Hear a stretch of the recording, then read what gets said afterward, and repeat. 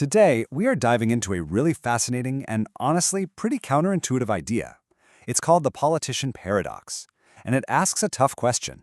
What if the experts we admire most are actually the worst people to run the country? I mean, it seems like a no-brainer, right? You see a brilliant surgeon, a business titan, a celebrated artist, and you think, yes, that's who we need in charge, someone who's actually good at what they do. It just feels like common sense that being great in one field should make you great at politics. But what if that whole idea is just completely wrong? And there it is. That's a direct quote from the material we're looking at, and it just flips that whole common sense idea right on its head.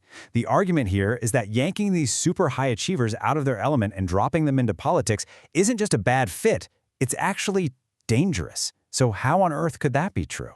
Well, this brings us to the very heart of the issue, what we're calling the expert paradox. The idea is that the very skills that make someone a world-class expert are the exact same things that can make them a total disaster as a politician. Their greatest strength literally becomes their biggest weakness. Okay, so think about the fundamental difference here. A specialist, a surgeon, an engineer, a scientist, they spend their entire life trying to find the one right answer, trying to perfect their craft. They can't compromise on the laws of physics, right? They can't compromise on the principles of medicine.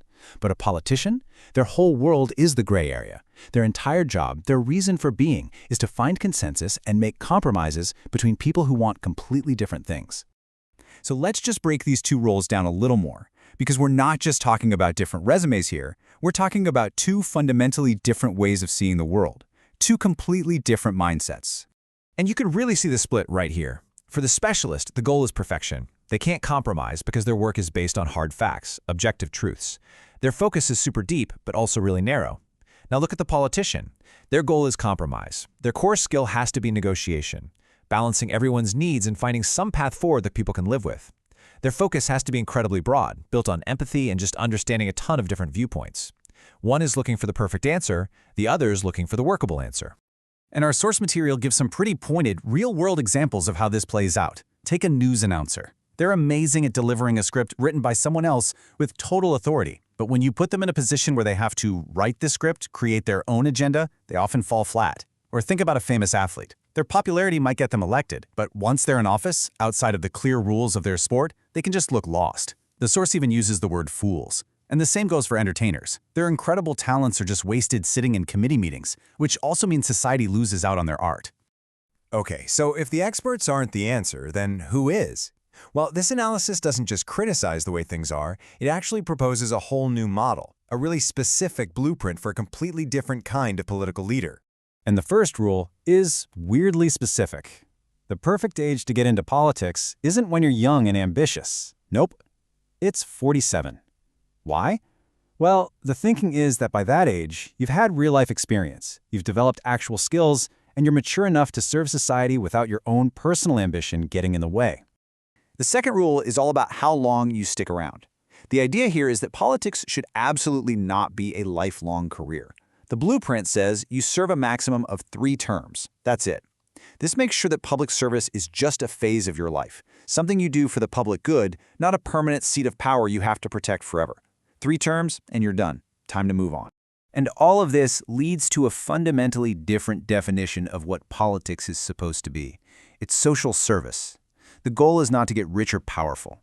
The real prize, the only prize, is public honor. It's about earning the respect of your community by serving them well and selflessly.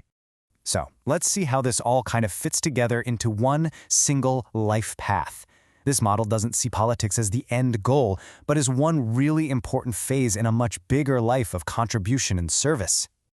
This timeline really lays it all out pretty clearly. Your 20s and 30s, that's for learning, for studying. Then in your early 40s, you're putting it all into practice, getting that real-world training.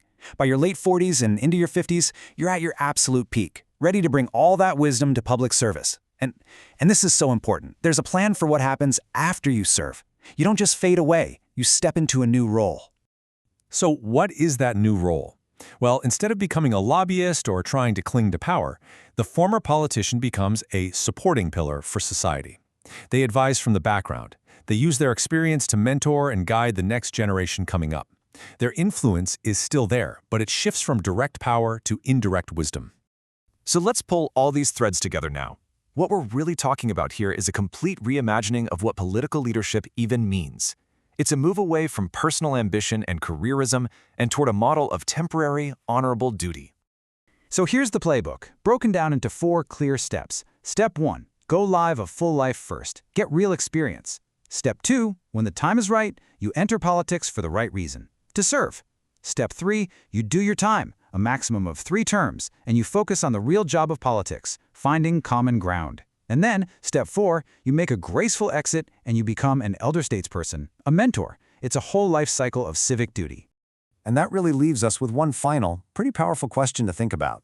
How different would our world be if we stopped seeing politics as a career you have to win and instead saw it as a temporary service to be performed, a tour of duty you do honorably before you pass the torch to the next person? It's a radical thought for sure, but definitely one worth chewing on. Thanks for joining me for this explainer.